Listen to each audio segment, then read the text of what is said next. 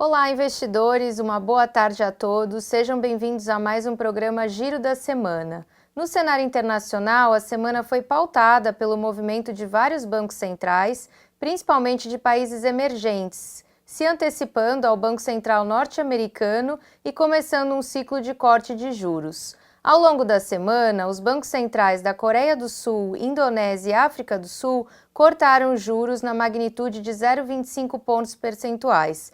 Trata-se de um movimento de caráter reativo, já que essas economias têm apresentado sinais de perda de fôlego em suas atividades e fraqueza da inflação.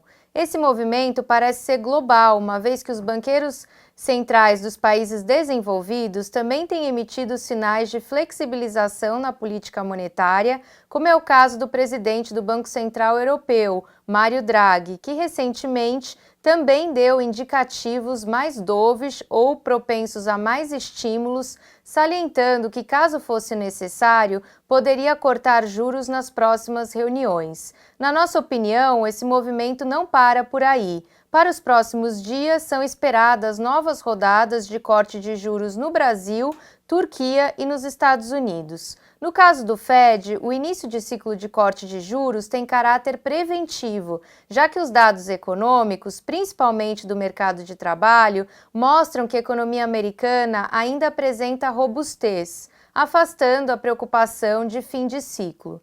Diante de uma economia crescendo em ritmo favorável, a principal preocupação atualmente são as discussões comerciais com a China e os possíveis impactos no comércio mundial.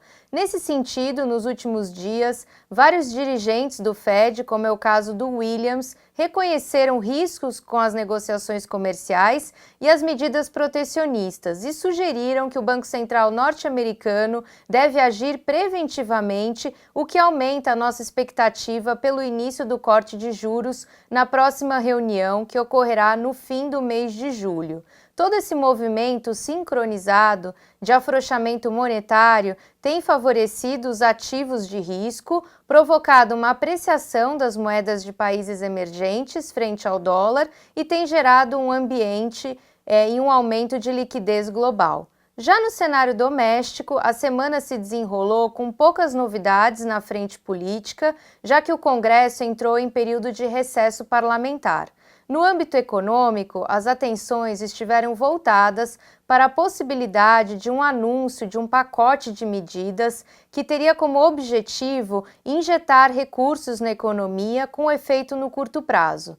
As iniciativas cogitadas até o momento seriam as liberações do FGTS, do PIS e PASEP. Nada de concreto foi anunciado até o presente momento, mas a expectativa do mercado é pela definição já na próxima semana. Tais medidas tendem a estimular o consumo das famílias, favorecendo os setores de consumo, varejo e shoppings. No entanto, apesar de necessárias para permitir um crescimento econômico em 2019 da ordem de 0,8%, tratam-se de medidas paliativas que não são capazes de, sozinhas, permitirem a retomada do crescimento econômico de forma consistente, sustentável e por um período prolongado de 4 a 5 anos. Para que isso ocorra de fato, será fundamental que o governo dê continuidade na agenda positiva de reformas, que contempla não somente o ajuste fiscal, com a aprovação da reforma da Previdência, como também um pacote de privatizações, concessões e vendas de ativos, iniciativas para a simplificação do ambiente de negócios, como a reforma tributária, bem como medidas na direção de maior abertura comercial. Diante desse cenário e dessas notícias ao longo dessa semana, agora eu vou comentar com vocês, investidores, a respeito das maiores altas e baixas ao longo dessa semana. Como destaque de alta, nós estivemos em primeiro lugar as ações da Via Varejo com uma alta de 11,5%, em seguida as ações da Kroton com uma alta de aproximadamente 10% e as ações do Magazine Luiza com uma alta de 5,2%. As ações dos papéis do setor de consumo e varejo podem ter sido impulsionadas ao longo dessa semana por conta dessa expectativa na liberação do FGTS, do PIS e do PASEP.